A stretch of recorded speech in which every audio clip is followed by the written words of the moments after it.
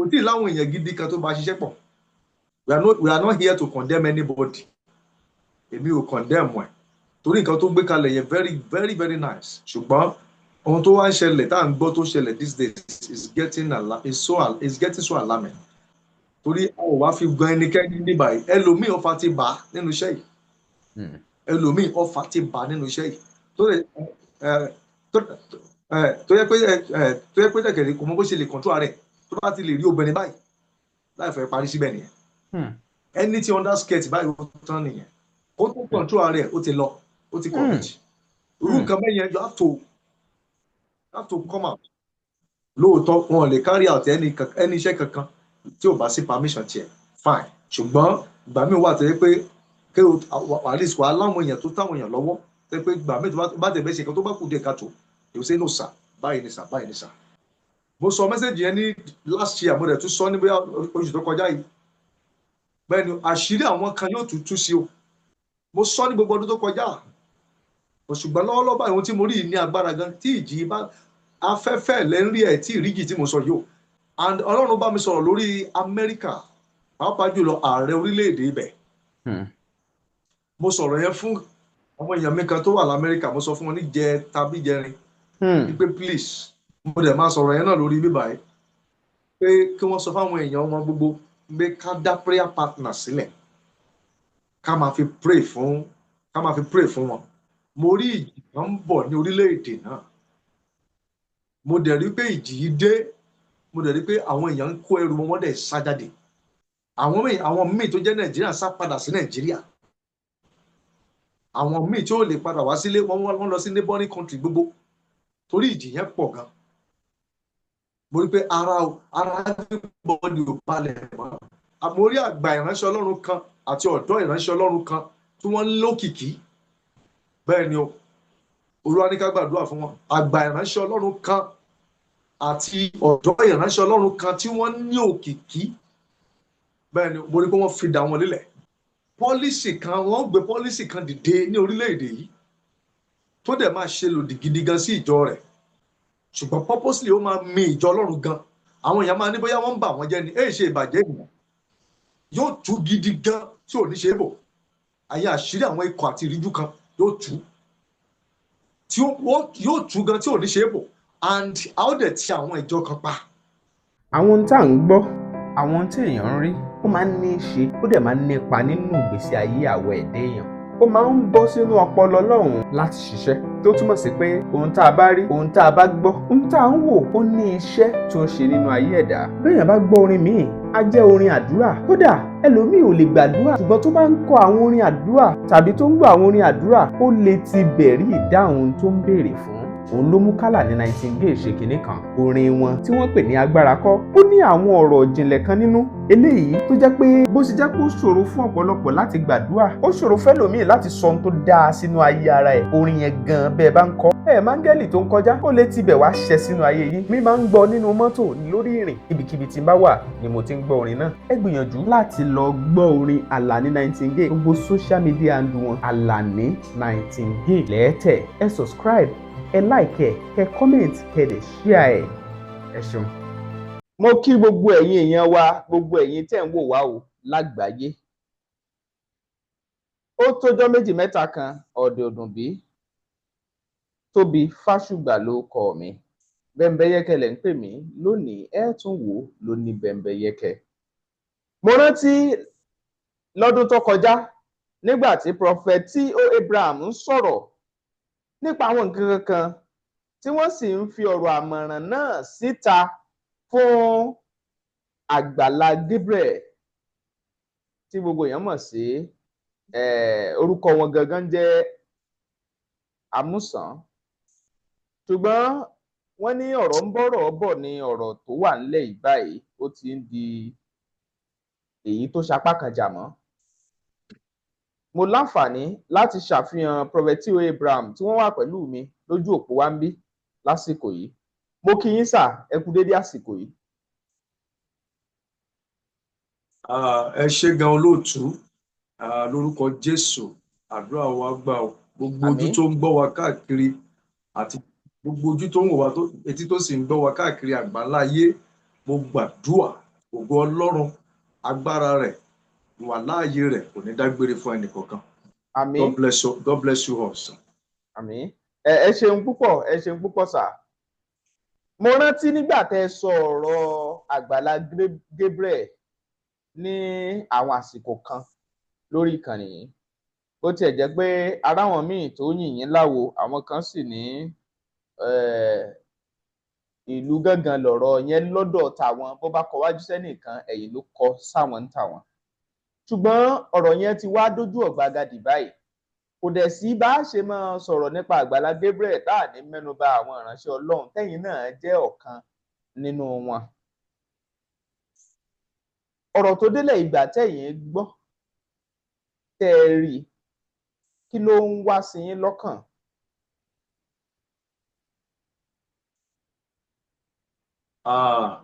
Ẹ ṣé gan olóòtú nípa ọ̀rọ̀ ti Àgbàlá Gabriel tí èyí tó ń rólẹ̀ lọ́wọ́lọ́wọ́ káàkiri gbogbo orí platform social media. Ó jẹ́ ọ̀rọ̀ tó ti torí kò sẹ́ni bá wo any platform báyìí lórí social media báyìí òun gan ló jẹ́ the major topic tí everybody ń gbé yẹ̀wò lọ́wọ́lọ́wọ́. And ohun tó dẹ̀ ń ṣẹlẹ̀ lọ́wọ́lọ́wọ́ dẹ̀ kẹ̀rí kì í ṣe àjèjì sí mi tí n bá máa sọ bẹ́ẹ̀, torí ní ọdún tó kọjá nígbà tí issue yẹn come up pẹ̀lú òun àti Muyideen àtàwọn ìṣẹ̀lẹ̀ kan tó ṣẹlẹ̀ ńgbà yẹn, mo sọ àwọn ọ̀rọ̀ kan bó tilẹ̀ jẹ́ pé ṣé àwọn fans ẹ̀ ni màá pè ní o àbáwọn tí ẹ̀ ni màá pè ní o tí àwọn míì fojú wọ́n fi ojú bákan wò ó. Èmi gan tiẹ̀ sọ pé MV ẹ̀ ní kìnnìkan ní nǹkan kan bẹ́yìn. Mo dẹ̀ come out nígbà yẹn mo ní kò sóhun tí mo fẹ́ MV lára ẹ̀, kò sóhun tí mo fẹ́ MV lára ẹ̀. Mo ní ọ̀rọ̀ MV kọ́ lé bí kò ṣe pé ká ṣe nǹkan bó ti yẹ kó wà, pàápàá jùlọ tí ò bá ṣe pé bóyá ó jẹ́ ìránṣẹ́ Ọlọ́run gẹ́gẹ́ bí wọ́n ṣe pè é, mi ò ní jáde sóru mátà báyìí. Kì í ṣe gbogbo mátà báyìí ni máa ń dá sí, kì í ṣe gbogbo nǹkan tó bá come up lórí social media ni mo máa ń ní interest láti dá sí, but bí kò jẹ́ ìránṣẹ́ Ọlọ́run tí mo bọ́ ṣe pè mọ́ ni o, ìyẹn ló jẹ́ kí n túwò pé ok ní ọ̀rọ̀ yìí ni mo ṣe lè sọ sí ọ̀rọ̀ tó wà nílẹ̀ pàtó, torí ó jẹ́ nǹkan tó jẹ́ pé ọ̀pọ̀lọpọ̀ nǹkan ló wà ńbẹ̀ tó dẹ̀ yẹ pé àwọn ẹ̀kọ́ náà tún wà ńbẹ̀ fáwọn ìránṣẹ́ Ọlọ́run láti kọ́. Ìgbà tí mo dẹ̀ gbọ́ sọ̀rọ̀ tẹ́lẹ̀ tó wà nílẹ̀ lọ́wọ́lọ́wọ́ tó ń jà ràn lọ́wọ́lọ́wọ́ pẹ̀lú àwọn ìṣẹ̀lẹ̀ tó ṣẹlẹ̀ pẹ̀lú àwọn ọmọbìnrin pàápàá ọmọ ìṣẹ̀lẹ̀ tó wà ní àìsàn ńlá tó dẹ̀ jẹ́ wípé kò jọ wípé kán máa fi máa réèsì owó nǹkan kan bẹ́yẹn bẹ́ẹ̀, and tọmọ yẹn dẹ̀ jáde tó ní iye owó báyìí ni wọ́n ní wọlé àní iye owó báyìí ni wọ́n gbà jáde lọ́wọ́ òun, tí ó evidences ẹ̀ tí gbogbo ẹ̀ gbọ́ àwọn nǹkan wọ̀nyí èsì rẹ̀ wípé ó máa padà wá ṣẹlẹ̀. Tí ọdún tó kọjá pẹ̀lú Muyideen mo sọ àwọn ọ̀rọ̀ kan mo lá àwọn ọ̀rọ̀ kan mo dẹ̀ tún kánú kò sọ àwọn ọ̀rọ̀ kan wà tó yẹ pé mo dẹ̀ tún ká sínú tí mi ò lè sọ ńgbà náà, ṣùgbọ́n mo fi ọgbọ́n Ọlọ́run present àwọn ọ̀rọ̀ kan gbà yẹn pé iṣẹ́ káwọn èèyàn jókòó wọ́n fi ojú inú wo ọ̀rọ̀ ẹlòmíì. Mi ò mọ nǹkan tẹ́lòmíì wá lórí social media. Social media is not just for everybody, it's for everybody tó bá fi ọpọlọ tó bá gbé ọpọlọ lẹ̀ láti kọ́ ẹ̀kọ́ àti láti rí ohun tó yẹ kó rí kó dẹ̀ rí nǹkan dìmú mẹ́. Ṣùgbọ́n ẹlòmíì á kàn gbọ́rọ̀ báyìí bóyá ẹnìkan kàn dá sọ̀rọ̀ èébú ló máa bú, oníwò pé ok ohun tí ẹni yìí sọ yìí o at least there is a lesson to learn, oníwò bẹ́ẹ̀. Torí ẹ̀ that is not what social media platform is for, at least that is not what it is meant for. Ohun tó wà ń bẹ̀ nìyẹn. Ẹlòmíì kó búyàn kó ṣàsọ̀rọ̀ tí ò lọ́pọlọ tí ò ní ìtumọ̀, let me put it that way. I'm trying to be careful with my words.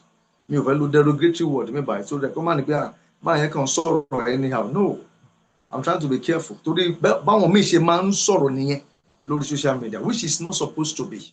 àwọn nǹkan wọ̀nyí mo ti emphasize jẹ́ kó máa padà wá ṣẹlẹ̀ torí trace ẹ̀ láàrí nínú ayé láàrí pẹ̀lú ìṣẹ̀lẹ̀ tó ṣẹlẹ̀ pẹ̀lú Àgbàlá Gabriel àti Muyideen ti ọdún tó kọjá lọ mo dẹ̀ sọ àwọn ọ̀rọ̀ kan tó dẹ̀ pé àwọn nǹkan yẹn náà ló tún padà wá fẹjú yìí tó wọ́n síta yìí and gẹ́gẹ́ bí ìránṣẹ́ Ọlọ́run is not proper tá a bá sọ pé bẹ́ẹ̀ ni kí bẹ́ẹ̀ ni wa kó jẹ́ bẹ́ẹ̀ ni and ohun tó dẹ̀ tún wú ọdún mo sì máa fààyè lẹ̀ sódà kí béèrè àwọn question kan torí àwọn nǹkan tó kó pọ̀ mọ́ra wọn olóòṣìṣẹ́ ìránṣẹ́ gbogbo ti iṣẹ́ ìránṣẹ́ náà ni o ti ń ṣe kí lẹ́yìn pèsè foundation ni àbí whatever you call it tó lóun ń ṣe ń bẹ̀ tó máa kọ́ àwọn èèyàn wá tó máa pèsè sórí social media táwọn èèyàn máa dáwó fún.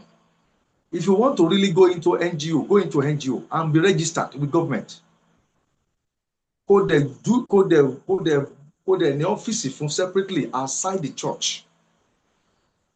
church because irú tó ń ṣe yẹn gan is highly implicative ṣọ́ọ̀ṣì ló máa kó wọn sí ẹlòmíì lè kú síbẹ̀ wọ́n jẹ́ oríṣiríṣi àìsàn tó wà nínú òtútù ń bẹ̀ yẹn ẹlòmíì lè anything ló lè ṣẹlẹ̀ sí ẹlòmíì tó sùn sí ọlọ́mọ àjẹkárí anything ló lè ṣẹlẹ̀ tó bá di pé àwọn family nísìn ẹlòmíì nísìn bẹ́ẹ̀ nǹkan kan ṣe ó lè jẹ́ bẹ́ẹ̀ tó lárùn ọpọlọ nísìn tó ń mú wá síbẹ̀ pé kó help ẹ̀ pé kó gbèsè ayé kó gbé sórí platform káwọn èèyàn dáwó fún kán lè help ẹ̀ kán lè ṣe gbá ọlọ́mọ àjàrí kẹ́ni yẹn kàn dìde ọlọ́jọ́ kan kó kàn ní lọ kán máa rì mọ́ káwọn family wá kókè o ọmọ wa tá a fi sí ìbà nǹkan o kán débẹ̀ kán má bà ṣe mọ̀ pé kíní yẹn lè kó bà kíní yẹn fúnra ẹ̀ lè kó bà torí ẹ̀ mo sọ ní last year nígbà tí ti mú ìṣẹ̀lẹ̀ mo ní the way this man is putting up this thing is not supposed to be mo ní kó lọ kọ́ ẹ̀kọ́ ẹ̀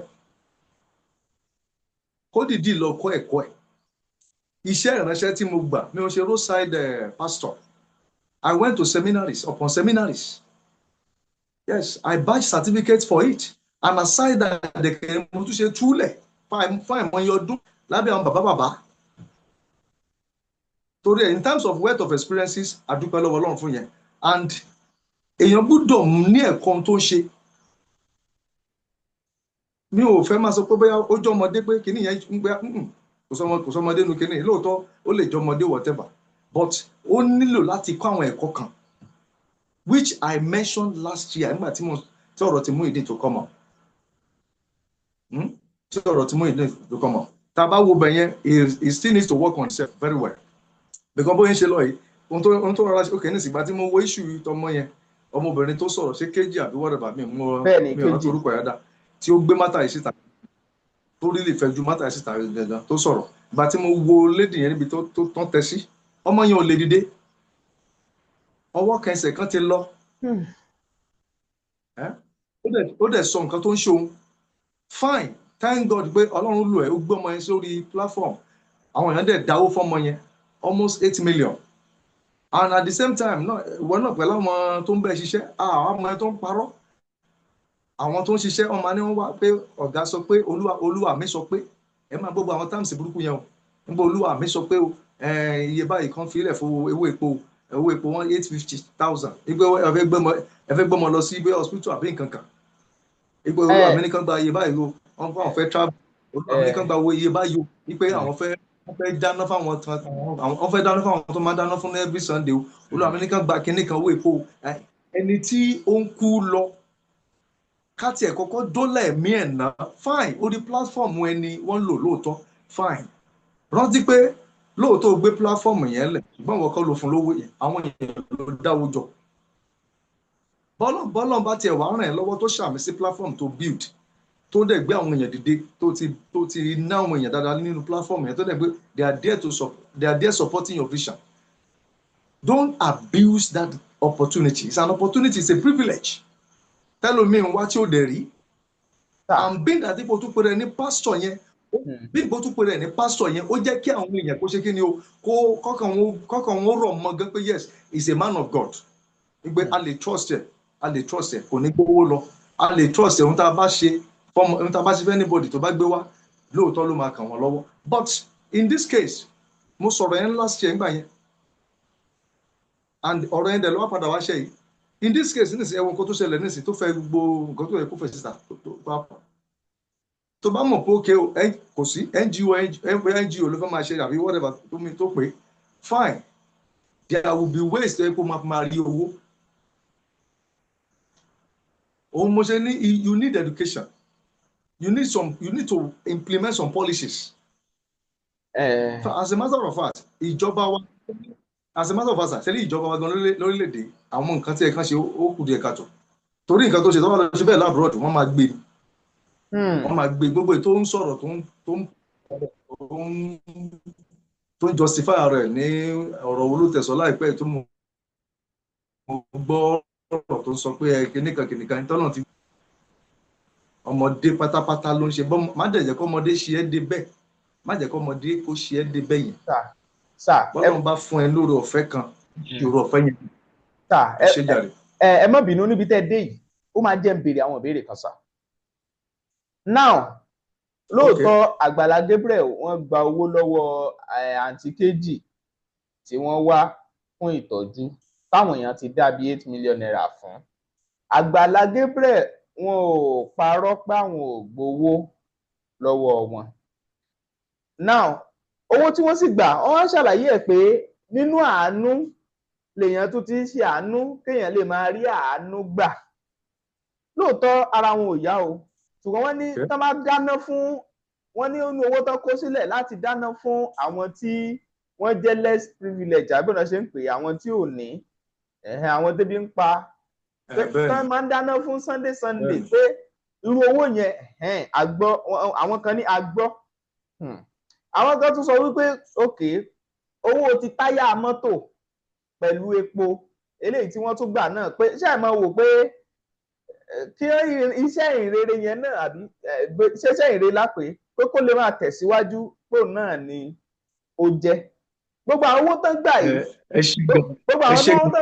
ṣé a lè sọ wípé Àgbàlá Gabriel ti wá jẹ̀bi gan bẹ́yẹn náà ni. Ẹ ṣé gan olóòtú ẹ ṣé olóòtú ṣe rí ìránṣẹ́ Ọlọ́run la pera wọn. Mo sọ̀rọ̀ kan ní ìbẹ̀rẹ̀ pẹ̀pẹ̀ nígbà tí máa bẹ̀rẹ̀ mo ní mi ò ní dá sí ó wá ní ó dẹ̀ máa fẹ́ lọ àwọn tó fẹ́ sọ̀rọ̀ ti sọ̀rọ̀ pa ẹ̀ but being that pé ó wà ní abẹ́ constituency táwa náà wà as a minister of God let me put it that way as a pastor ló jẹ́ kí èmi náà sọ̀rọ̀ pé ókè o abẹ́ line tí mo wà náà lòun náà wà nípa pé wọ́n pè ní ìránṣẹ́ Ọlọ́run òun ló yẹ kí èmi náà jáde a lè fi òtítọ́ sábẹ́ àwọn sọ ṣe rí ohun tó ń ṣẹlẹ̀ these days mo wà níbi ọ̀rọ̀ yìí ṣe rí ohun tó ń ṣẹlẹ̀ these days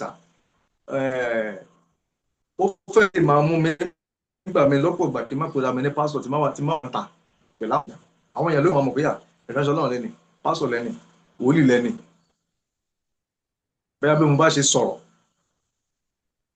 kí ló fà á ni wípé àwọn nǹkan tó ń ṣẹlẹ̀ káàkiri tá à ń gbọ́ pẹ̀lú àwọn àtàwọn pè ní ìránṣẹ́ Ọlọ́run mi ò sọ pé mo mọ̀ o ṣùgbọ́n àwọn kankan wà tẹ́gbẹ́ àwọn gbọ́dọ̀ máa gbọ́ pẹ̀lú wa. Number one ní towó when it comes to money aspect tẹ bá rí tútà àwọn ìránṣẹ́ Ọlọ́run fẹ́ máa ṣe when it comes to money matter they don't care wọn ò kí àkẹ́ ni wọ́n máa kú dànù just pé káwọn ṣáà lè lówó káwọn dẹ̀ wà ókè. Ẹ̀kejì ní ti obìnrin ìránṣẹ́ Ọlọ́run mi in fact ó ní agbára when it comes to women whatever the female gender aspect èmi gan ibi tí okùn díẹ̀ yẹn kò síbi tó lè tì bọ̀ àtọmọdé àtàgbà àti ìyá àtọmọ èmi àmà bá ìyá àtọmọ sùn papọ̀. What is our problem? And this thing is becoming so alarming. It's becoming so alarming. Àwọn nǹkan tí ò jẹ́ ká máa gbọ́ pẹ̀lú àwọn ìránṣẹ́ Ọlọ́run nìyẹn. Àtọ̀ kò jẹ́ ká máa gbọ́ bẹ́ẹ̀ kò jẹ́ kó rí bẹ́ẹ̀ àtọ̀ kò jẹ́ kó rí bẹ́ẹ̀ rárá àtọ̀. Ẹ̀rí pásítọ̀ mi òun ló dá ṣọ́ọ̀ṣì lẹ̀ o kò ní any committee kankan kò ní any board kò ní any whatever kankan no board of trustees no committee no elders forum nothing. Bẹ́ẹ̀ ni o òun náà ló lá máa àkáǹtì church yẹn òun náà ni the only direct signatory there. Wọ́n máa fẹ́ ra tánú lé wọn á lọ bẹ̀ á mu. tá máa fẹ́ ṣe anything á lọ bẹ̀ á mú. No accountability, no fidelity, no sincerity to the work of God, no integrity. Àwọn míì lè ní bọ́lọ̀ ṣe sọ fáwọn pé káwọn ṣe. Ẹ ṣá ẹ má jà máa fọlọ́ máa parọ́. Ẹ já padà sínú Bíbélì náà. Ẹ tó ń bá yín sọ̀rọ̀ ẹ̀sà nípa ọ̀rọ̀ ọ̀fẹ́ Kristi, àwa náà á gbìyànjú díẹ̀ ń bẹ̀ yẹn. Ó lè lọ́pọ̀lọpọ̀, ó lè ní ọ̀pọ̀lọpọ̀ àwọn pásọ̀. Àṣòótọ́ pẹ̀lú nǹkan tá à ń ṣe. Ẹnu ló kàn dùn lórí púpìtì. Mo ń sọ̀rọ̀ kan láìpẹ́ láàárín àwọn mínísítà kan. Mo ní ìgbà wo la ó tó máa rí irú àwọn iṣẹ́ àbàmẹ̀, iṣẹ́ agbára bíi ti 1930 tàbí jù bẹ́ẹ̀ lọ. Ọjọ́ yẹn mo ń sọ̀rọ̀ mo dẹ̀ sunkún sínú. Mo ní àìmọye fabricated testimonies táwọn ministers ń ṣe lórí pẹpẹ tó lè jẹ́ pé Ọlọ́run ò ṣe nǹkan kan ṣùgbọ́n wọ́n fabricate testimony, wọ́n create ẹ̀ all because kán lè mú kọ́kọ́ àwọn èèyàn ó gbọgbẹ́ ní pápá ìsọjí. Lẹ́yìn náà wọ́n á dẹ̀ rèsì owó ṣáà ní problem wọn. Èmi báyìí pásítọ̀ mẹ́fà ló máa wà nínú program ẹyọ kan. Ìkọ̀ọ̀kan ni wọ́n máa minister 15 minutes or 20 minutes. Owó lẹ́nì kankan máa pa torí tó bá ti pawó wọn ní fún ẹni ọ̀nà rádọ̀m tó bá ti lọ. Ṣé iṣẹ́ ìránṣẹ́ Jésù rèé? Òótọ́ ṣe ń pè ní old school prophet, ó dẹ̀ bẹ́tà kí n jẹ́ old school prophet. Eléyìí tá à ń ṣe yóò ṣiṣẹ́ ìránṣẹ́ Jésù. Kí n padà ọ̀rọ̀ pọ̀ mọ́ yẹn, kí n padà sọ̀rọ̀ Àgbàlá Gabriel tí ẹ mẹ́nubà lẹ́ẹ̀kan. Èèyàn ò tí ì gbádùn, èèyàn ń kú lọ, ẹ̀mí ti ń kó lára ẹ̀ díẹ̀díẹ̀ torí ọmọ yẹn ò lè dìde mọ́. Mo wo kílìpù yẹn, ilẹ̀ ńlẹ̀ báyìí ló wà. Orí ọ̀fẹ́ pé ohun ẹni ò tí ì lọ, àwọn ò tí ì lọ, wọn ò tí ì gbóhùn lẹ́nu ẹ̀, òun ló wà lára ẹ̀. Wọ́n dẹ̀ fẹ́ ṣe operation tó wọ́ọ̀tì 13 million. Thank God fún platform Àgbàlá Gabriel, adúpẹ́ lọ́wọ́ fún platform ẹ̀. Ó fi platform ẹ̀ raise 8 million fún. Moment yẹn kí ló yẹ kọ́kọ́ ṣe náà, kọ́kọ́ dólẹ̀ ẹ̀mí ọmọ yẹn, kọ́kọ́ gbé ọmọ yẹn lọ sí hospital without money náà, kí wọ́n sì máa bá iṣẹ́ lọ. Ohun tó bá tún lè ṣe bóyá ó tún máa tún gbé pé okay o, ó ti wà lọ hospital báyìí o, wọ́n ti ń báṣẹ́ lọ o, owó yẹn kù 5 million o, ẹ̀yin yẹn dìde ṣe kíníkan o, kó tún gbé kíní ẹ̀ láti hospital kíní ẹ̀ kó tún gbé sórí kíní. Ẹ sọ fún mi sà, owó yẹn á pé àtúlé, owó yẹn máa pé àtúlé. Òun gan máa rí tiẹ̀ mi náà. Ṣé ó máa lóhùn orí tiẹ̀ ni? Èèyàn lè gbẹ́rù kan báyìí kalẹ̀ at least ó máa ní ways tẹ́ pé fún máa at least àwọn workers tó ń bẹ̀ ṣiṣẹ́. You must create a policy in that particular organization tó máa fi máa sanwó wọn. Tó jẹ́ pé ìwọ fúnra náà wàá play as under salary. And logistics ni o, everything ni o, everything máa wà well taken care of. Ṣé kò lọ school? Tó bá tiẹ̀ lọ school at least àfọgbọ́n sí kìíní náà ọkọ̀ tó àwọn èèyàn lọ. Òun mo ṣe ní kì í ṣe ọmọdé ló ń ṣe o.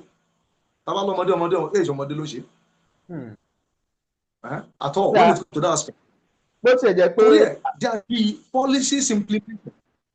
Kó dẹ̀ ṣe nǹkan tó bá yẹ kó ó ní pé àwọn workers tó bá iṣẹ́ oníbóyè ń sanwó fún wọn náà. Kì í ṣe nínú owó tí wọ́n fi ń dólẹ̀ méèyàn lẹ́tì máa yọ.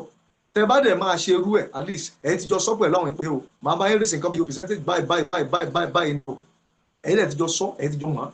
In fact gan sà mí ní parọ́ fún yín, kò lè máa ṣe irú nǹkan bẹ́ẹ̀ yẹn, owó tó máa rèsì yẹn, á rèsì kúfà. Á máa rí ọjà iye owó tí wọ́n demand fún ohun tó fẹ́ lò ìbò ló ń lọ. Òdòdó fún òun rówó náà ó mọ fún mọ́pù wìtẹ̀ ó dẹ̀ tún kó gbogbo ẹ̀ náà inú wa chọ́ọ̀chì àbí kẹ́kọ̀ọ́ orúkọ ẹ̀ ló kó gbogbo ẹ̀ sí. Where is the proper offices tó ní fáwọn kan yìí? Àwọn aláìsàn kó wọn sínú tó bẹ́ẹ̀. At least I saw the clip wà lórí social media everything there. So highly barbaric and orúkọ báyìí rẹ̀ àwọn èèyàn lè kú síbẹ̀ yẹn ẹ má bẹ̀ kú síbẹ̀ yẹn. Ọlọ́run má jẹ́ kó jẹ̀bi o. Ẹ ká mọ passage yìí sí dáadáa. mo ti ṣe kò bá sọ̀rọ̀ ní last year nígbà tí ti mú ìdí ìṣẹ̀lẹ̀ wọ́n fẹsẹ̀ ń bú mi èébú òṣò lára ṣùgbọ́n àánú ẹ̀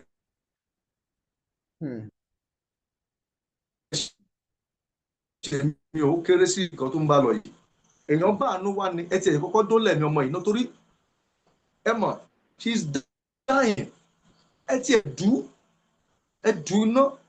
pẹ̀lú sà. ok ṣé olóòtú wà mẹ́. mo ń gbọ́ yín dáadáa mo ń gbọ́ yín. ẹgbọ́n ilé olóòtú sà mo pray fún ẹnìkan mo gbàdúrà fún mo dẹ̀ sọ mo olúwa fún pé wọ́n máa ràn ẹ́ lọ́wọ́ pé ọlọ́run máa rán ẹnìkan ṣe ọjà ẹ̀ ti tán ní ṣọ́ọ̀bù kò sí nǹkan kan mọ́ ṣùgbọ́n lẹ́yìn àdúrà yẹn ọlọ́run dẹ̀ lu ẹnìkan fún ní $1 million. ó dẹ̀ pè mí inú ẹ̀ dùn ó pè mí ó ní dáàdì bẹ́ẹ̀ iṣọ́ lórí o wọ́n ti fún ẹ̀rọ lọ nìkan bá fún òun lówó tó fún ẹni ló fóun ni ó fóun ni mo ní okay that's very good ẹgbọ́n tó máa sọ ó ní dáàdì ẹ jọ̀ọ́ mo fẹ́ san ìdá 10 nú ẹ̀ mo ní sùúrù náà mi ò ní wọ́n máa fún mi lówó èmi náà nílò owó mo lówó èmi náà nílò owó kọ́lọ́njà lówó mo ní ṣùgbọ́n owó tán sì fún ẹ yìí it should be a capital to your business àìdẹ́ yọ capital fi ṣe àánú kọ́kọ́ lọ establish ara ẹnu tó bá ti establish ara ẹ fine nínú àwọn proceed nínú àwọn nǹkan nínú àwọn gain àti whatever tó bá ń realize if anything you want to do gbà yẹn níwọ̀n bá tó bá lè ṣe fún mi. sẹ́yìn ò ní ìdí owó ni sà sẹ́yìn ò ní ìdí owó ni sà lẹ́ẹ̀ ṣe gbà torí àwọn ẹni àgbà ó okay.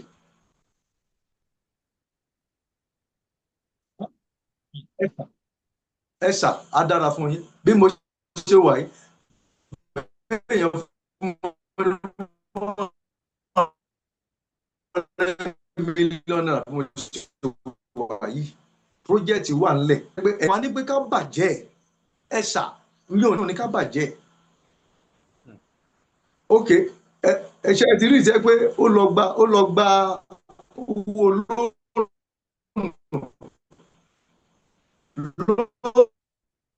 ní o tó máa san padà. owó lóònù. ó dẹ̀ gbowó lóònù yẹn tán pásọ ẹ̀ ní pé kó tún yóò gbèsè lóònù gbèsè ní lóònù wọn bó ṣe máa dá padà gan. ó ní kó tún máa yọ táìtì ẹ̀ fóun. ẹ mọ̀ what is wrong is wrong. ẹ já padà sí àlà ìgbàanì remove not the ancient landmark. Ká padà sí àlà ìgbàanì ká padà sínú ìgbé ayé bíbélì ìmọ̀tara ẹni nìkan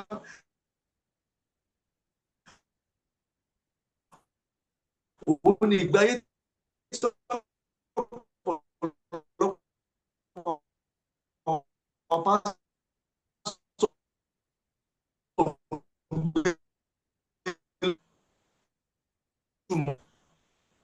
ẹni ní agent kó fẹ́ ra lé Nàìjíríà ló bá ṣe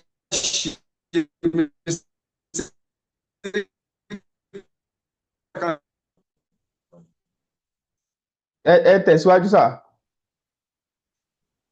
ojú òpó yẹn ṣé ń gbọ́ mi sà. bẹ́ẹ̀ ni sà ẹ tẹ̀síwájú.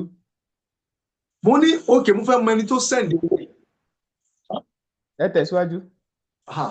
now owó yẹn wọ́n fat bàtí mo máa bí mo kàn rí ọ̀pọ̀lọpọ̀ owó nínú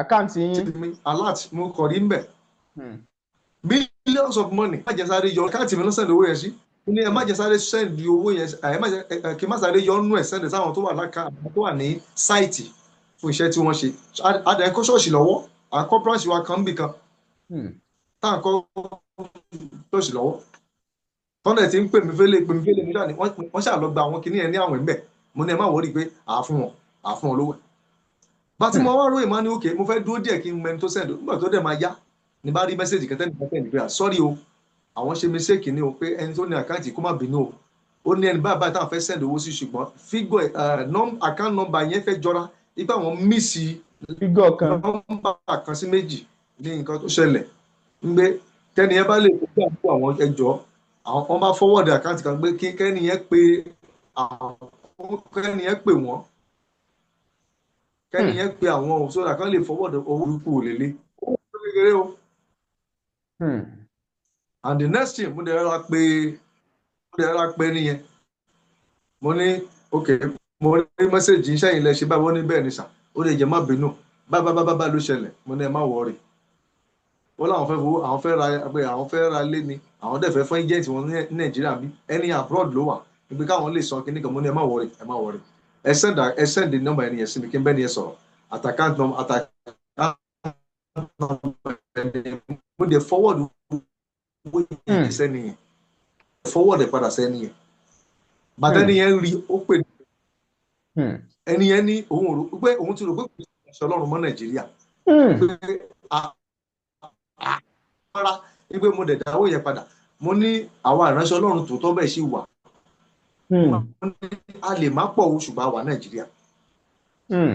Terry, when it comes to money matter ibẹ̀ láti mú ìránṣẹ́ Ọlọ́run kí lórí gbogbo ìsábàlá gbogbo ẹ̀rí sọ fún kéjì kankan yẹn a bá máa wo àánú alice ó ṣiṣẹ́ àánú òun náà ṣàrọ̀ àánú gbà ní kókó náà ṣiṣẹ́ àánú fáwọn kan kìnnìkan gbà mí ṣùgbọ́n ìgbà tó ọmọ yẹn máa sọ̀rọ̀ ọmọ yẹn ò confam ọ̀rọ̀ yẹn o gbogbo mátà yẹn ni mo gbọ́ kò confam tí Gabriel sọmọ ẹ̀ torí ìgbà tó ọmọ yẹn máa sọ̀rọ̀ ó ní wọ́n fi ipá gba owó lọ́wọ́ òun ni ó ní débi pé ìgbà tó òun fún wọn lówó yẹn òun sunkún káwọn èèyàn lọ gbọ́ bẹ̀yìn dáadáa ó lóun sọ ẹkún ni and owó tá a dẹ̀ ń sọ ilé gẹ̀rẹ́ ẹni yìí ẹ̀mí kò lára ẹ̀ lọ díẹ̀díẹ̀ kọ́ńdólẹ̀ mi ọmọ yẹn kó má kú lóòótọ́ pláfọ́ọ̀mù yẹn ni Ọlọ́run ti gbogbo wọ́n dẹ̀ fún wọ́n dáwó yẹn ṣùgbọ́n kóun náà rántí pé èyí ṣe òun ló fún lówó yẹn àwọn èèyàn náà lọ́lọ́run lò fún àbúrò ṣe orí ọ̀fẹ́ lò tó bá tiẹ̀ bá wá ní kó ṣiṣẹ́ àánú ó ní bó ṣe máa sọ pé ṣùgbọ́n wọ́n ti bless ìwọ náà ìwọ náà bless èèyàn nínú nǹkan tó fún yẹn so that kọ́nà tó lè máa bá ṣe ẹ̀ lọ there is a way you will talk to that lady kì í ṣe in a forceful way àti in a deceptive manner no. kì í tún ṣe pé kéèyàn gbowó dé làjì. torí ẹ bí ọ̀rọ̀ yẹn bó ṣe rí yẹn sá. mo ní béèyàn bá sọ pé kán fi àánú àánú náà mo ní kì í ṣe bíi pé kéèyàn gba owó dé ìlàjì. bẹ́ẹ̀ ni nígbà tá dá 80 million fún yàn tẹ́tí gba 3.9 million ẹ sọ fún mi ó dẹ̀ ṣe lọ sí ẹ̀ńtà rẹ̀ sọ ẹ̀dẹ̀kẹ̀rẹ̀ ó nílò 13 million ẹ ti rèsì 8 million ẹ ti gba 3.9 million almost 4 million ẹ ti gbà lọ́wọ́ ẹ̀ ìyẹn ò ń ṣàánú mọ̀ ó dáa ìyẹn ò ń ṣàánú mọ̀ ìwàkiwà nìyẹn. ó dáa sà ká tó ìwàkiwà nìyẹn ìyẹn ò ń ṣàánú mọ̀. mo sì ní ìbéèrè kan sí sà nípa tàwọn tó ń jáde lọ́tún lósì tí wọ́n ní Àgbàlá Gabriel fi kínní ọmọkùnrin wọn ní ìkẹta pọ̀npọ́lọ́tọ̀ tán wọn báwọn ní àjọṣepọ̀ ní hòtẹ́ẹ̀lì pé wọ́n ń bomú wá ni wọ́n lo nose mask wá ni kán mọ̀ bá dá wọn mọ̀ ìkan tiẹ̀ náà fún un lówó rárá ìkan ní òun wá disappointed 50,000 naira péré náà fún un ní kúkúrú pé wọ́n ṣàbá wọn obìnrin sùn gẹ́gẹ́ báwọn yẹn ṣe sọ sáà ǹjẹ́ Àgbàlá Gabriel tiẹ̀ jẹ̀bi àwọn kan ní ṣèbí àwọn yẹn ló gbára wọn sílẹ̀ fún Àgbàlá Gabriel ẹ gbọ́ kílẹ̀ yìí náà rí sí. Jésù á ràn wá lọ́wọ́. Àmín. Jésù á ràn wá lọ́wọ́ ṣe rí ibẹ̀ yẹn ibi tí ènìyàn sí Ọlọ́run wà ń bẹ̀ ṣe rí apá kejì sọ̀rọ̀ sí yẹn gangan ló kàn mí jù ṣe rí eléyìí náà kàn mí o ṣùgbọ́n tọ́rọ̀ bá ti di bí eléyìí tí ọ̀rọ̀ bá ti ń jáde tó ti di pé àwọn revelation nìkan jáde nípa ọ̀rọ̀ ẹnìkan oríṣiríṣi issues and matter ló máa jáde àti èyí tó jẹ́ new àti èyí tí ò jẹ́ new gbogbo ìtẹ́sọ yìí náà ni mo gbọ́ gbogbo ẹ̀ pátá gbogbo ẹ̀ náà ni mo gbọ́. Nínú ẹ̀ òtítọ́ wà bẹ́ẹ̀, nínú ẹ̀ náà àfikún ó wà bẹ́ẹ̀, a lè fẹ́ kù, ṣùgbọ́n nínú ẹ̀ náà àfikún wà bẹ́ẹ̀ o. Ṣùgbọ́n nǹkan tó mo kàn máa sọ bẹ́ẹ̀ ni pé àwọn ọ̀rọ̀ ẹ̀gbin yìí kò jẹ́ ká máa rí pẹ̀lú àwọn ìránṣẹ́ Ọlọ́run, tí mo kàn máa sọ bẹ́ẹ̀, kò jẹ́ ká máa gbọ́ àwọn nǹkan ẹ̀gbin báyìí pẹ̀lú wa. Bí mo ṣe wà nísìnyí náà àwọn kábínẹ̀tì mi ẹ lè róbìnrin bẹ̀. Kí ló dé ẹ fẹ́ràn obìnrin ni? Náà àwọn kábínẹ̀tì mi ẹ lè rí obìnrin ẹyọ kan bẹ̀. Kí ló dé ẹ fẹ́ràn obìnrin ni? PA mi dẹ̀kẹ̀rẹ̀ mo máa dá olóòtú obìnrin ló bí mi, obìnrin dẹ̀ níyàwó mi obìnrin ló bí mi, òun níyá mi, obìnrin náà dẹ̀ níyàwó mi. Ṣùgbọ́n nǹkan kan tó wà bẹ́ẹ̀ ni pé mo pé ọ̀rọ̀ tẹ́ bẹ̀rẹ̀ ọ̀rọ̀ ńlá ni, ọ̀rọ̀ ńlá ni. Bóbìnrin ṣe dára tó náà bẹ́ẹ̀ náà ni wọ́n kún fún ewu, bẹ́ẹ̀ náà ni wọ́n kún fún ọ̀pọ̀lọpọ̀ ewu.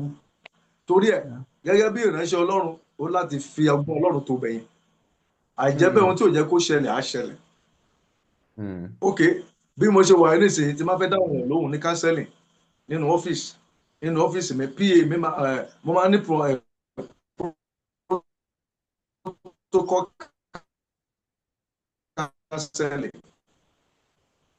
counseling protocol máa wà pẹ̀lú ọkùnrin ni ó máa wà ń bẹ̀. Mo mọ̀ọ́mọ̀ ṣe bẹ́ẹ̀ torí obìnrin ti ṣíra lẹ̀ fún mi ní ọ́fíìsì rí tẹ́ pé a máa rò pé a fẹ́ ṣe counseling tó dẹ̀ ṣíra lẹ̀. Wọ́n tún gbogbo gbáyà lẹ̀ tó jẹ́ kí nǹkan bí ó ṣẹlẹ̀.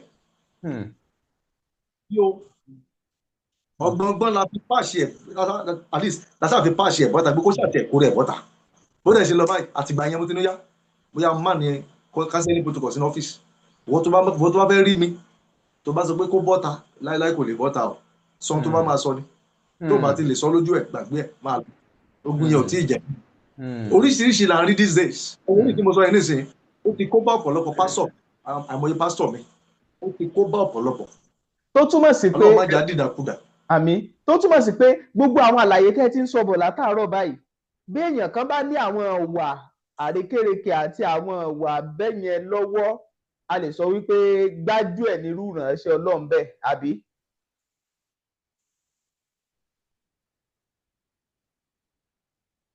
Olóòtú á dára fún yín. Ọ̀rọ̀ ti sọ rẹ pẹ̀lú àwọn gbogbo nǹkan tó ń ṣẹlẹ̀ tí ó ṣẹlẹ̀ káàkiri tá à ń gbọ́ lórí social media. Àgbàlá Gabriel mo kàn máa rọ̀ pé kó lọ ṣe àwọn àtúnṣe kan. Tí ò bá ṣe àwọn àtúnṣe yẹn Ọlọ́run má jẹ́ kó fi iṣẹ́ ìránṣẹ́ pìtàn. Ìbéèrè mi ẹ̀ dáhùn, ohun tó dẹ̀ lóhun dáadẹ̀ tó ń ṣe. Ìbéèrè mi ẹ̀ tí dáhùn ẹ̀ sà. Mi ì dárúkọ èèyàn kankan, mo kàn ń sọ ni pé ká sọ wípé èèyàn kan ní tòótọ́ àtòdodo gbogbo àwọn ìwà oríṣiríṣi tó ní ṣe pẹ̀lú owó ìbánilòpọ̀ oríṣiríṣi bẹ́ẹ̀ yẹn ká ló ṣẹlẹ̀ lóòótọ́ sí èèyàn kan tó pe rẹ̀ ní ìránṣẹ́ Ọlọ́run, ṣáà lè sọ pé gbájú ẹ̀ ní irú ìránṣẹ́ Ọlọ́run bẹ́ẹ̀. Ẹ̀ṣà tó bá lórúkọ tó tún lágbára ju gbájú ẹ̀ lọ àpè bẹ́ẹ̀. In fact, as a matter of fact gan irú èèyàn bẹ́ẹ̀ káyé máa pè ní ìránṣẹ́ Ọlọ́run. Tó bá lórúkọ tó tún le ju gbájú ẹ̀ lọ àpè bẹ́ẹ̀. Àná wípé ẹlẹ́ẹ̀kejì ni wípé irú èèyàn bẹ́ẹ̀ káyé máa pè ní ìránṣẹ́ Ọlọ́run mọ́. Káyé máa pè ní ìránṣẹ́ Ọlọ́run mọ́. Ẹ mọ̀ pé last year tẹ́ bá rántí mo ké sí àwọn CAN àti PFN. Mo ní kí wọ́n dìde sí ọ̀rọ̀ ìjọ àti àwa ìránṣẹ́ Ọlọ́run. For some months ní last year yẹn mo fi sọ̀rọ̀ yẹn. Tó bá jẹ́ pé Christian bodies á ní good kínní ni tó ń at least tó ń lead wa on tó ń lead wa in a good way. Ṣé ẹ̀ ń gẹ́tì ọ̀rọ̀ gbogbo àwọn nǹkan tó ń ṣẹlẹ̀ yìí kò ní ṣẹlẹ̀ náà. Kò ní ṣẹlẹ̀. Àwọn roadside pastor tá a kàn rí káàkiri yìí tó yẹ pé ẹnu náà kàn ní ẹnu tí mi bá lẹ́nu fún báyìí ẹ̀fẹ́ lè wọnú inú báǹkì lọ́kẹ́ lọ withdraw gbogbo owó yìí tán. Á dẹ̀ máa sọ with all confidence dẹ̀ ní ìwọ́n dẹ̀ wà mẹ́. Gbogbo wọn dẹ̀ kẹ̀lé wòlíì náà ń pera wọn àwa mú wòlíì òtítọ́ mọ́. Ẹ jẹ́ ká lọ yí padà o, mi ò wá kàn dẹ́mẹ̀ èèyàn bí o, mi ò sọ pé áńgẹ́lì ni mí o. Ṣùgbọ́n Bíbélì ní òjìjí wa tí àwa wò a fi ń kọ̀rẹ́ẹ̀tì ara wa. Òun ni àfọ̀mọ́ wa tó ń wẹ̀ wá mọ́ kúrò nínú àìṣedéédé gbogbo. Òun ni a fi ń wo ara wa ibi tá a kù sí láti máa ṣàtúnṣe ibi tó bá kù sí, ibi tá a bá kù sí. Ọ̀pọ̀lọpọ̀ pásítọ̀ ń ka Bíbélì mọ́ ọjọ́ tó wọ́n fẹ́ wàásù nìkan náà máa ń ka báìbù. Wọ́n á ka báìbù fún pé wọ́n fẹ́ wàásù, wọ́n fẹ́ mínísítà, lẹ́yìn ó ti tán nìyẹn. Tẹ bá dẹ̀ rí bọ́n ṣe máa tú bíbélì ẹ̀rọ àbàyìn, ìsọkúsọ lèmi máa sọ. Wọ́n kún ta rẹpẹtẹ nísìnyí, wọ́n máa wọ kásọ̀kì wáìtì káàkiri. Jésù á gbà wá o. Àmín. Ṣe rí ọ̀pọ̀lọpọ̀ àwọn nǹkan tá à ń ẹ̀rí tó máa wọ kásọ̀kì tó lè jẹ́ pé èmi bá tẹ́ ọ̀rọ̀ tí mò ń sọ yìí mo sì sọ ní prógámù ní sáfìsì lánàá ní ṣọ́ọ̀ṣì ní Sunday service lánàá bó ṣe fi sọ̀rọ̀ mo sì fi wàásù. Àwọn míì báyẹn àdúgbò náà máa lọ káàkiri. Wọ́n ti ní stereotype message máa ń fáwọn èèyàn. Wọ́n máa dẹ̀ pé ojú ẹ̀ tutù báyìí wọ́n á súnmọ́ ẹ̀, wọ́n á ní gbọ́ báyìí, wọ́n á ní bá a ṣe ń ṣe kinní kan Olúwa fi kankan hàn àwọn báyìí lolúwa wí, Olúwa ní kinní kan lẹ́yìn gbogbo ẹ̀ pàbó náà ni orí owó náà wọ́n fẹ́ gbowó lọ́wọ́ ẹ̀ náà ni. A ní ìdí gbogbo ẹ̀. Àwọn kan gbà kan ló wá sí ṣọ́ọ̀ṣì ọ̀dọ̀ mi lẹ́ni Olúwa rán àwọn wá pé káwọn wá ṣe sọjí kinní kan. Mo ní Ọlọ́run rán yín wá, ó ní pé ká wá ṣe sọjí lọ́dọ̀ mi ń bí. Ọlọ́run náà ò dẹ̀ bẹ́mi náà sọ̀rọ̀. Mo ní ẹ̀yin nìkan lẹ gbọ́ àbí? Mo ní sòfà tí mi ò gbọ́ ó yẹ kóra yín kò ń bí báyìí. Gbogbo nọ́sẹ̀sì yẹn èmi ò gbárù ẹ̀. I'm a man of principle. I'm a man of principle. Mi ò gba gbogbo nọ́sẹ̀sì yẹn. And ohun tá a sọ ìjọ dà lónìí nìyẹn. Àwọn pásítọ̀ ni mò ń bá sọ̀rọ̀ báyìí kí n tó yà síbòmíràn. A rí pé prọfẹ̀tì kan dé sílùú. The next thing ni pé àwa máa gbé ìpàdé pàjáwìrì kalẹ̀, ìsọjí pàjáwìrì kalẹ̀, all because afẹ́sáré lo wòlíì yẹn láti fi pawó nínú ìjọ wa. Ẹ já yí padà o. Iṣẹ́ ara yín lẹ̀ ń ṣe o. Jésù lóhun ò mọ̀ yín o, ó ní sọ fún yín bẹ́ẹ̀ ni o.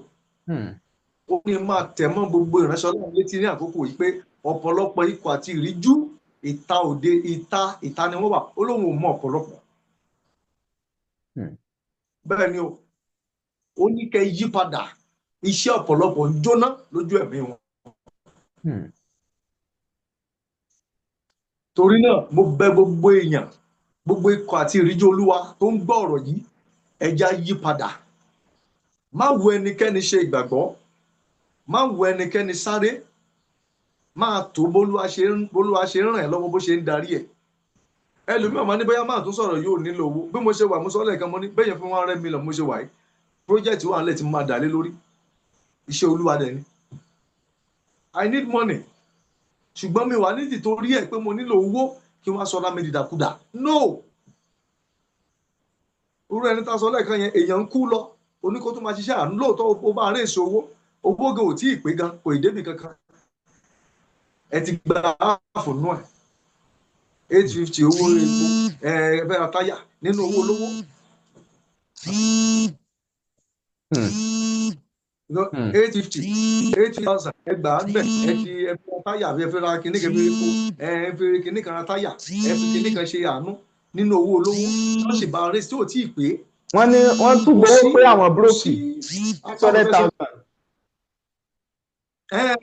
Wọ́n tún ní Olúwa mi sọ pé àwọn búrókì o kàn fún wa ní kinní kan àti àwọn ọmọ ẹ̀ tó ń parọ́ gan bóyá àwọn staff ẹ̀ ló parọ́ ni o àbí òun gan tó pèrè lólúwa gan tó pèrè lólúwa mi mọ́rú Olúwa tó jẹ́ tó pèrè Olúwa rẹ̀ nínú bóyá àwọn ọmọ ẹ̀ tó ń parọ́ gan bóyá òun ni àbí staff.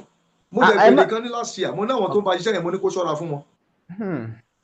Nínú last year yẹn program last year tí mo ṣe lórí ọ̀rọ̀ ẹ̀ mo ní àwọn tó ń ba iṣẹ́ yẹn mo ní ọlọ́mọdé kan ti pa kó ṣọ́ra fún wọn. Kò tí ì láwọn èèyàn gidi kan tó bá ṣiṣẹ́ pọ̀ àwọn tó máa tún help ẹ̀. Àwọn kan tiẹ̀ ní ó ń láti wà very very careful ọ̀rọ̀ Gabriel ni mo sọ yìí. Àwọn kan ní ẹ má bínú sá àwọn kan ní pé àwọn tó ń bá wọn ṣiṣẹ́ yẹn pé wọ́n parọ́ pé àwọn kan ń sọ pé kínní pé àwọn tó bá wọn ṣiṣẹ́ yẹn ò parọ́ wọ́n nídìí rèé o. Wọ́n ní tó bá jẹ́ pé wọ́n parọ́ ni pé ó yẹ kí Àgbàlá Gabriel kíákíá kó ti tètè fojú wọn hàn síta kó sì ti yànnà kí wọ́n ti yànnà láàrin yẹn pé ẹ wá o ọwọ́ mi mọ́ o káwọn yẹn náà ti bóyá wọn ó gbà wọn dànù ni bóyá wọn ó ṣe ni wọ́n ní ìbá ti ṣẹlẹ̀, wọ́n ní ṣùgbọ́n torí pé ó jẹ́ àjọmọ̀, wọ́n ní ṣe gbọ́ nǹkan kan bí ẹ gbọ́ sọ̀rọ̀ wà nínú ọ̀rọ̀ táwọn èèyàn sọ yẹn. Olóòtú ọ̀rọ̀ wà nínú ọ̀rọ̀ yẹn dáadáa, kò sẹ́ni tí ò mọ bí kan, kò sẹ́ni tí ò mọ pé ká fẹ́ràn sẹ́nu kó rá mọ́ ẹnu, kò sẹ́ni tí ò mọ ṣe náà.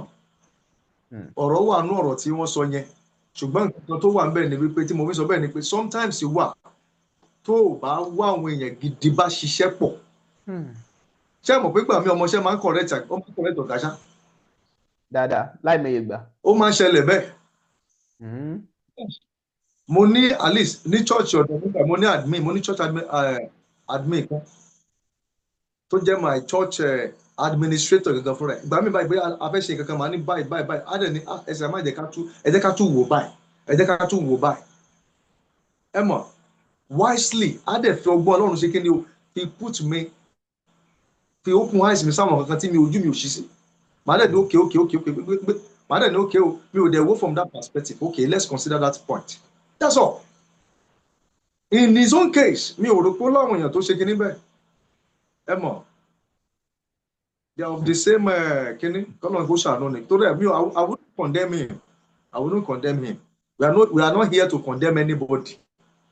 Èmi ò condemn ẹ̀ torí nǹkan tó gbé kalẹ̀ yẹn very very very nice, ṣùgbọ́n ohun tó wá ń ṣẹlẹ̀ tá à ń gbọ́ tó ṣẹlẹ̀ these days is getting so alarming. You just need to amend and adjust where necessary. You need to amend and adjust where necessary.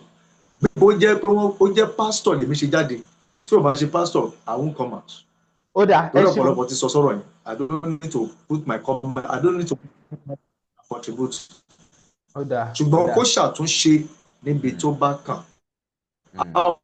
Wá condemn ẹnikẹ́ni. Mi ò wá condemn gbogbo ẹ̀ lọ́sàn. Ó ṣàtúnṣe náà. Ó ṣàtúnṣe ní aspect yẹn náà. Ó work on them. Lóòótọ́ wọn ò lè carry out ẹni iṣẹ́ kankan tí ò bá sí permission tiẹ̀. Fine. Ṣùgbọ́n ìgbà míì wà tẹ́lẹ̀ pé kí o at least wà láwọn èèyàn tó táwọn èèyàn lọ́wọ́ tẹ́lẹ̀ pé ìgbà míì tó bá tẹ̀ bẹ́ẹ̀ ṣe nǹkan tó bá kù díẹ̀ káàtó. You say no sir, báyìí ni sir. Lórí àwọn èèyàn gidi bẹ́ẹ̀ ló yẹ kí èèyàn ní pẹ̀lú ẹ̀. Lórí àdúrà wa gbà lórúkọ Jésù Kristi. Bó ṣe jẹ́ nípa tí gbogbo àwa ìránṣẹ́ Ọlọ́run pátá ẹ̀kọ́ ńlá ló wà. Ẹ̀kọ́ ńlá ni ohun tó ṣẹlẹ̀ yẹn ló kọ́ wa. Ẹ̀kọ́ ńlá ló kọ́ wa. All eyes are on us. Gbogbo ojú wà lára wa. Ká dẹ̀ wà very very very very careful. All eyes are on us. We are the book or we are the epistle, so to at least according to the scripture tí àwọn èèyàn ń kà lónìí.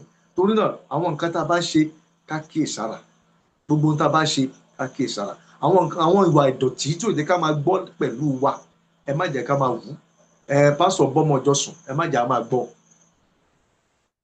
Ẹ má jẹ́ á máa gbọ́. Wọ́n pásọ̀ tó ń gbọ́ mi tó mọ̀ pé ó nílò help ní aspect yẹn. Call a minister of God or go to mountain. Ó dẹ̀ lè pè wá ká gbàdúrà fún ọ tó o bá gbàgbọ́ ni. Torí a ò wá fi gan ẹnikẹ́ni ní báyìí. Ẹlòmíì ọfà ti bà á nínú iṣẹ́ yìí.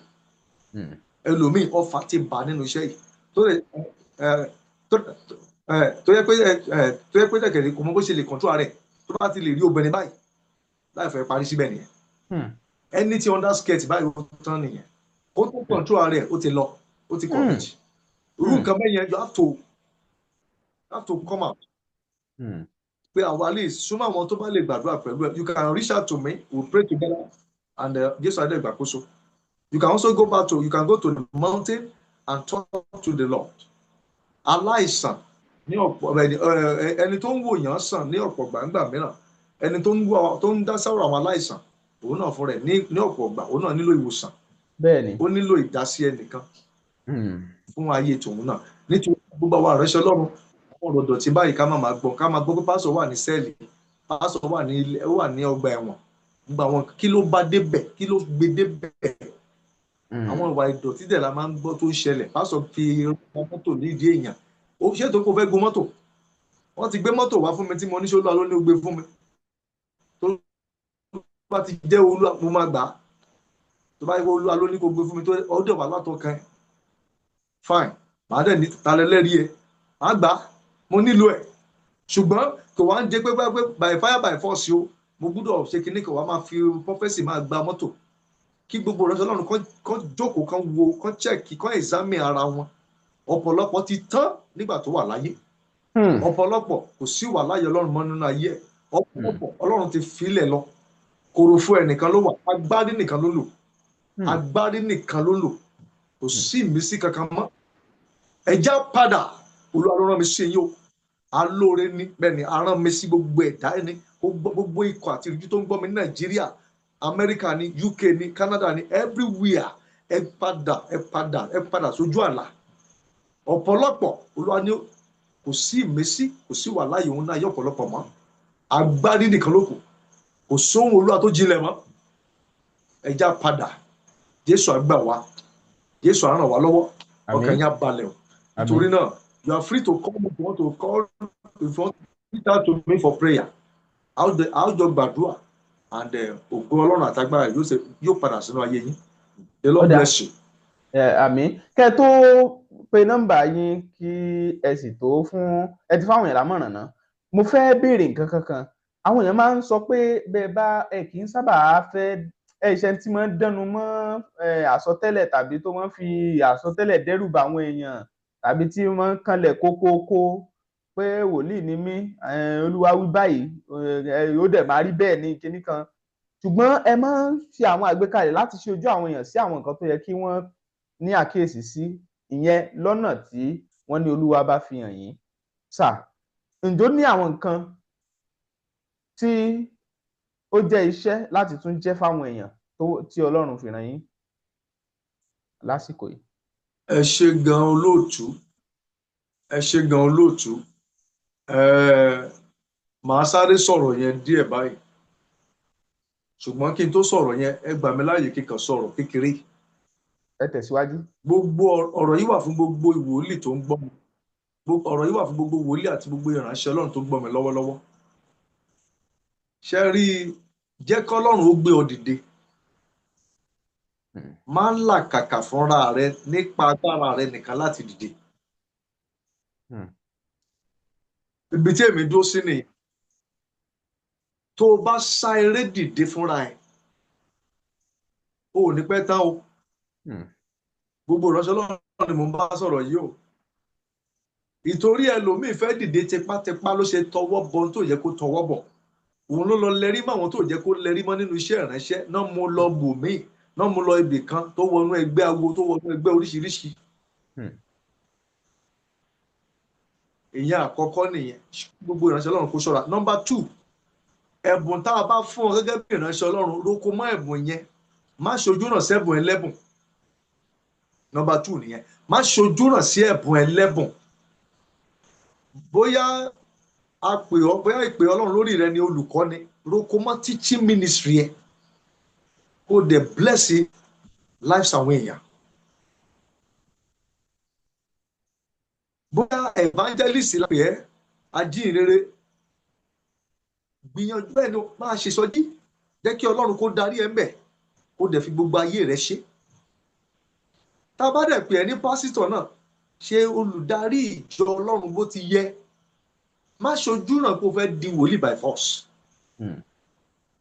Everybody now ẹ máa gbọ́ ilé prophet lábájá ilé prophet lábájá àti ẹ̀ àgbọ́ pastor ní ìsìn wà very rare evangelist ní wà very rare. Meanwhile dẹ́kẹ̀rẹ́ most of these colleagues gbogbo yẹn pẹ̀lẹ́ ní wòlíì ẹlòmíì abẹ́ category evangelist ni ṣùgbọ́n ó ti pa grace yẹn mọ́ rẹ̀ lára ẹlòmíì category pastor ni kó máa bomirin àwọn àgùntàn náà nínú ìjọ ó ti pa grace yẹn mọ́ rẹ̀ lára all because ó fẹ́ jẹ́ wòlíì ó fẹ́ jíṣẹ́. It's not by force. It's a measure of grace given according to its divine proportion to every individual.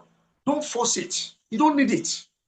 Olúwa sọ fún mi ó ní ọ̀pọ̀lọpọ̀ ikọ̀ àti ìríjú Olúwa tí wọ́n láwọn ṣiṣẹ́ Olúwa ó ní wọ́n ṣiṣẹ́ ara wọn ní pé kò sérè fún ọ̀pọ̀lọpọ̀.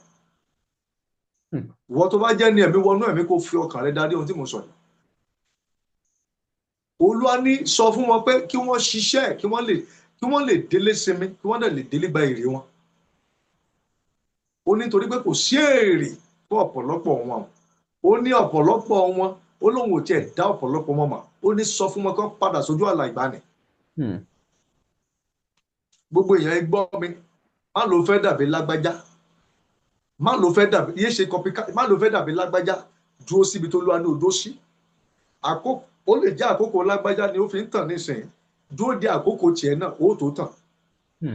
Tó o bá sáré kọjá ibi tó yẹ kó o sáré lọ, ipò fẹ́ tàn by force by fire, gbọ́ mi, ìdàkudà ló dà o.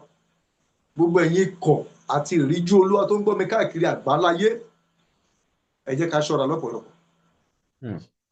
Ẹlẹ́ẹ̀kejì, gbogbo àwọn tá a pera wa ní wòlíì, ọ̀pọ̀lọpọ̀ fi ọgbọ́n Ọlọ́run ṣe ìgbékalẹ̀ mẹ́sẹ̀gì tó ń give. Ẹlòmíì báyìí tó bá máa give mẹ́sẹ̀gì báyìí, mẹ́sẹ̀gì sẹ́gbẹ́ ó lè mú kẹ́lòmíì ò faint, all because ó fẹ́ showcase pé yes, I'm the aráyé rọrùn prophet. A sọ mẹ́sẹ̀gì rẹ pé kẹ́lòmíì bí pé kó dákú. Ó ò ní ìdí gbogbo nọ́sẹ̀nsì yẹn, ó ò ní ìdí ẹ̀. Èèyàn kan wá rí mi láti Amẹ́ríkà lónìí, níbi tí mo wà yìí lénìí, wọ́n wá rí mi láti Amẹ́ríkà lénìí. Òun làfẹ́ láì ṣe program ní ọ̀sán yẹn. Àdúrà là ń gbà, Ọlọ́run dẹ̀ tú àṣírí everything tó ṣẹlẹ̀. Ó ò ní láti máa ṣe gìrìgìrì, no.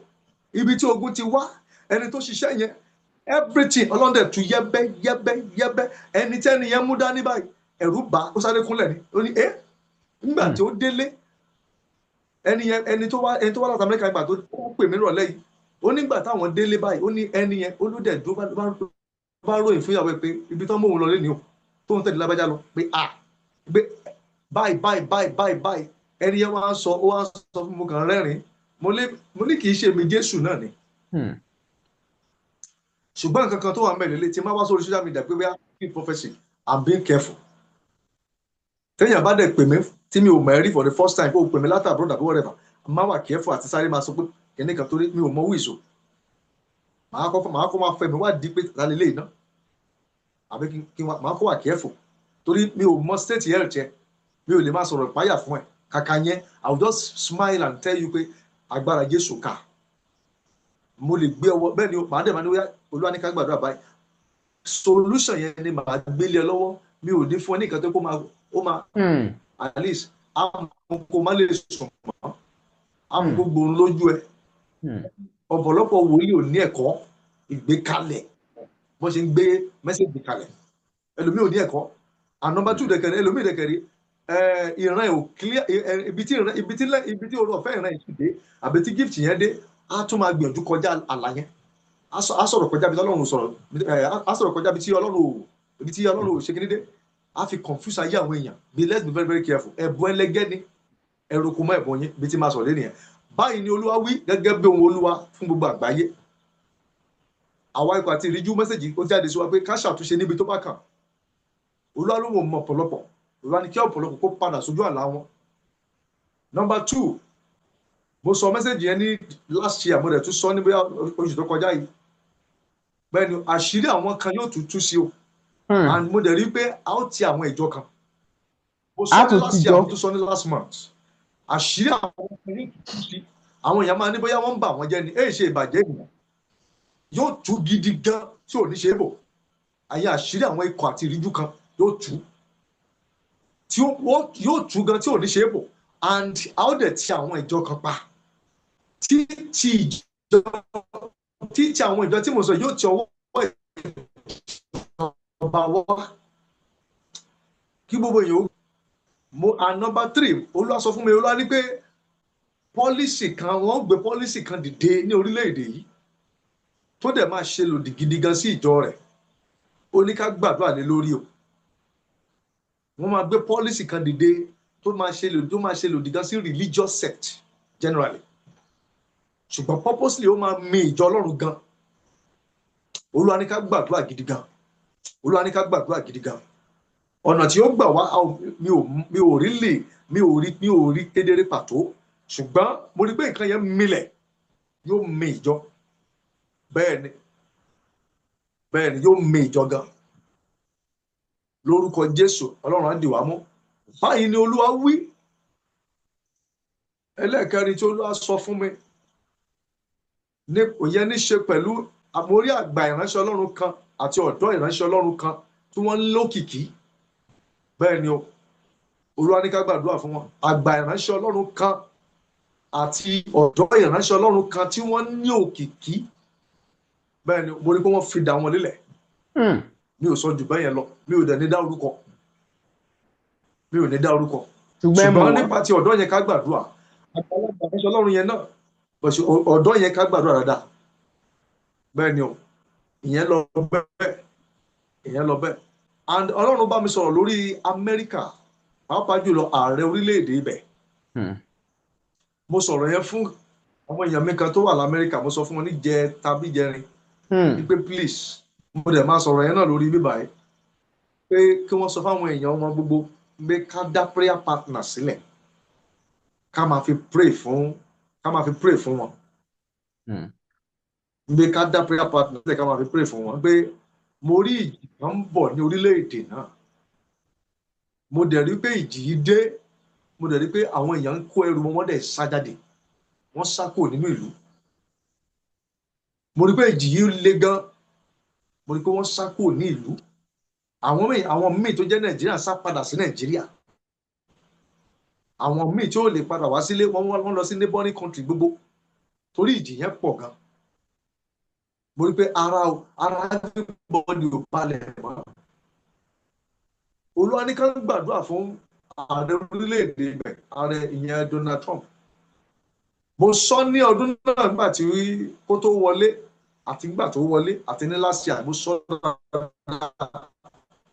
tẹ́ bá rántí pé Olúwa ní òun lòun mú Donald Trump wá ní ó ní ṣùgbọ́n ká gbàdúrà bí òun Olúwa ti ní ètò fún bákan náà Sátánì ní ètò fún láti lò ó ní ọ̀nà tirẹ̀ ó ní torí ẹ̀ ká gbàdúrà fún arákùnrin náà mo sọ ní ọdún tó kọjá gidi gan ó ní ká gbàdúrà fún arákùnrin náà gan kó má di wípé ohun tá a ti torí ẹ̀ gbé wá á tún máa ṣe lòdì sí tó bá yá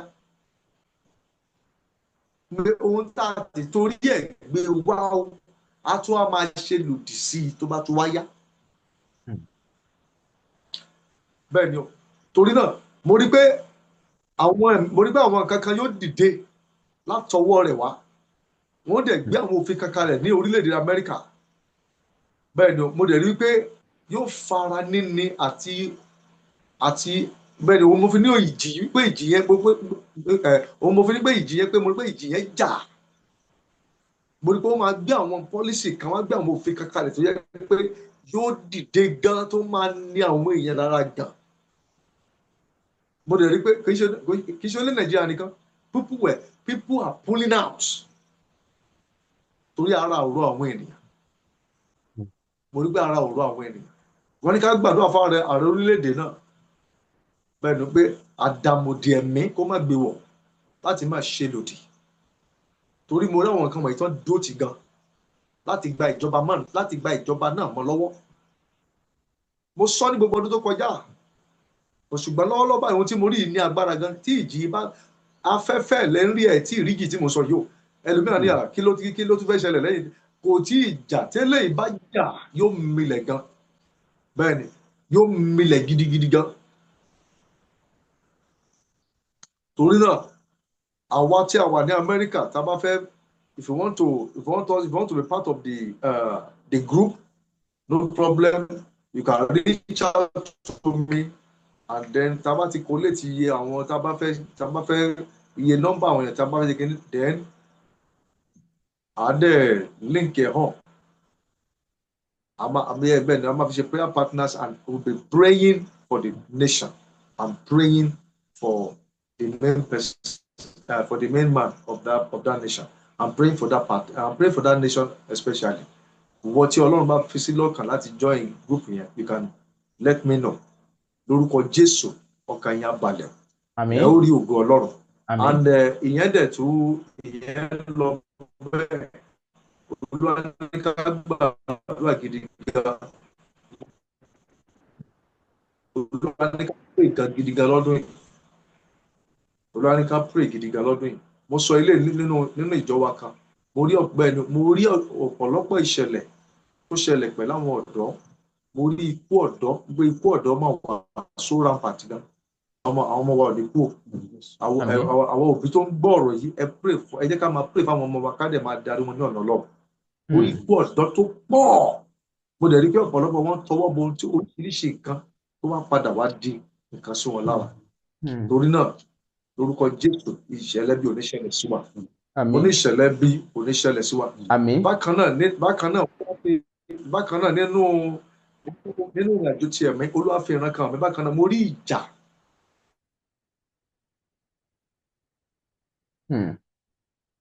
Ìjà. Ẹ tẹ̀síwájú. Bẹ́ẹ̀ni o, tó dẹ́ kó lórúkọ ẹ̀, mo rí pé ìjà sọ. Bẹ́ẹ̀ni o, láàrin ìjọ Ọlọ́run ní túká o. Àmín. Ìjà lórí ìjọ. Ìjọ Ọlọ́run ní túká o. Mo rí ìjà tó sọ nínú ìjọ. Mo rí ìjà tó sọ nínú ìjọ. Ó dẹ̀ jọ ìjọ tó ní orúkọ. Bí mo ṣe máa sọ nìyẹn. Ó dẹ̀ jẹ́ ìjọ tó ní orúkọ Jésù. Ìjọ Ọlọ́run kò ní túká. And ìyẹn dẹ̀ lọ bẹ́ẹ̀. Ká gbàdúrà gidi gan ní ọdún yìí. Ọ̀wọ́n gógó oúnjẹ ká fi bú. Ká dẹ̀ gbàdúrà pé k'Ọlọ́run kó fún wa ní ojú ọjọ́ tó dára ní gbogbo ọdún yìí. K'Ọlọ́run kó fún wa ní ojú ọjọ́ tó dára ní gbogbo ọdún yìí. Because mo rí pé ojú ọ̀run ó rí bákan, ó ní agbára. Mo dẹ̀ rí pé ọ̀pọ̀lọpọ̀ ilẹ̀ ń mì. Torí náà ẹ jẹ́ ká pray dáadáa pé k'Ọlọ́run kó fún wa ní ojú ọjọ́ tó dára ní ọdún yìí. Ká dẹ̀ bẹ̀ lórúkọ Jésù, mo gbàdúrà pé ààbò rẹ̀ á dájú lórí wa. Orílẹ̀-èdè yìí kò ní túká o. Mo ní orílẹ̀-èdè kò ní túká o. Ọlọ́run fún mi ní gbólóhùn kan, ó fi gbólóhùn kan bá mi sọ̀rọ̀, ṣùgbọ́n màá ṣì hold ẹ̀ for now. Mi ì tí ì fẹ́ sọ̀rọ̀ lórí orílẹ̀-èdè yìí pàtó, especially lórí àwọn lórí orílẹ̀-èdè yìí pàtó, as in the main ṣe Nigerian politics and whatever. Mo ṣì hold on for now. Torí Ọlọ́run fún mi ní gbólóhùn, ó fi gbólóhùn kan bá mi sọ̀rọ̀ pé kí n ṣì dúró lórí ẹ̀. Torí ó láwọn kankan tí Ọlọ́run fi hàn mí tí mo rí mẹ́rin. Pàápàá jùlọ èyí tó ní ṣe pẹ̀lú 2027, tó ní ṣe pẹ̀lú ọdún tó kù. Ṣùgbọ́n jẹ́ ká kún fàdúrà. Jésù á ràn wá lọ́wọ́. Àmín. God bless you all in Jesus' name. Àmín. Ẹ ṣeun Prophet T.O. Abraham. Ẹ pe nọ́mbà yín fáwọn tó fẹ́ pè yín. Ẹ ṣé gan ni, nọ́mbà mi 09037718848. Nọ́mbà mo máa ń busy lọ́pọ̀ ọgbà. Tó o bá fẹ́ pè wá, ẹ kàn sí wa lórí WhatsApp so that màá wo time tí a bá lè jọ sọ̀rọ̀. Ẹlòmíà kàn ṣàdédé pè wọlé at any time, ó jẹ́ gbà tí máa busy. Ẹlòmíà tẹ máa ní àtẹ̀tí pè yẹn ẹ̀gbẹ́ kọ̀. At least I'm a general overseer of a ministry. Torí ẹ̀ oríṣiríṣi iṣẹ́ ló wà lọ́wọ́ wa. Torí náà lórúkọ Jésù àdúrà wa gbà. At least just WhatsApp, just send a message to my WhatsApp box. Then I will reach out to you on how, when to call. Àdúrà wa gbà lórúkọ Jésù. 09037718848. It's my call line and also my WhatsApp line. Ẹ ṣé gan sir. Ó dà, ẹ ṣeun o Prophet T.O. Abraham, ẹ ṣeun fún àsìkò yín àti gbogbo àlàyé tẹ́ ṣe. Ọ̀rọ̀ rèé, gbogbo ẹni tọ́rọ̀ sì kàn sí rèé, ẹ jẹ́ á ṣàmúlò rẹ̀ ká ṣàtúnṣe. Ká tibẹ̀ kẹ́kọ̀ọ́, ká má máa sọ̀rọ̀ àlùfàǹsá, ṣùgbọ́n ká gbé yẹ̀wò. Torí wọ́n ní ohun abájìjọ wò báyìí, igun ni igun. Tóbi Fásùgbà ló kọ mi. Bẹ́mbẹ́yẹ́kẹ́ dẹ̀ ń pè mí lónìí, ẹ ti wò lóní bẹ́mbẹ́yẹ́kẹ́. Ẹ máa pín fáwọn ẹlòmíì lóní bẹ́mbẹ́yẹ́kẹ́. Àwọn ohun tá à ń gbọ́, àwọn ohun tí èèyàn ń rí, ó máa ń ní í ṣe, ó dẹ̀ máa ń nípa nínú ìgbésí ayé àwọn ẹ̀dá èèyàn. Ó máa ń bọ́ sínú ọpọlọ Ọlọ́run láti ṣiṣẹ́, tó túmọ̀ sí pé ohun tá a bá rí, ohun tá a bá gbọ́, ohun tá a ń wò, ó ní iṣẹ́ tó ń ṣe nínú ayé ẹ̀dá. Bí èèyàn bá gbọ́ orin míì, á jẹ́ orin àdúrà. Kódà ẹlòmíì ò lè gbàdúrà, ṣùgbọ́n tó bá ń kọ àwọn orin àdúrà tàbí tó ń gbọ́ àwọn orin àdúrà, ó lè ti bẹ̀rí ìdáhùn ohun tó ń béèrè fún. Òun ló mú Kálà ní Nightingale ṣe kinní kan, orin wọn tí wọ́n pè ní Agbára Kọ́. Ó ní àwọn ọ̀rọ̀ ìjìnlẹ̀ kan nínú eléyìí tó jẹ́ pé bó ṣe jẹ́ pé ó ṣòro fún ọ̀pọ̀lọpọ̀ láti gbàdúrà ó ṣòro fẹ́lòmíì láti sọ ohun tó dáa sínú ayé ara ẹ̀ orin yẹn gan bẹ́ẹ̀ bá ń kọ máńgẹ́lì tó ń kọjá ó lè tibẹ̀ wá ṣẹ sínú ayé yìí mi máa ń gbọ́ nínú mọ́tò lórí ìrìn ibikíbi tí n bá wà ni mo ti ń gbọ́ orin náà ẹ gbìyànjú láti lọ gbọ́ orin Alani Nightingale gbogbo social media handle wọn Alani Nightingale lẹ́ẹ̀tẹ̀ ẹ subscribe ẹ like ẹ comment ẹ dẹ̀ share ẹ ṣeun. ẹ máa bá wa wo Bembeyeke TV tẹ́ bá dẹ̀ ti wò tán ẹ máa bá wa share ẹ̀ ó kún fún ọgbọ́n ó kún fún ìmọ̀ ó kún fún òye ó dẹ̀ tún kún fún àṣà àti ìṣe pàápàá tilẹ̀ Yorùbá.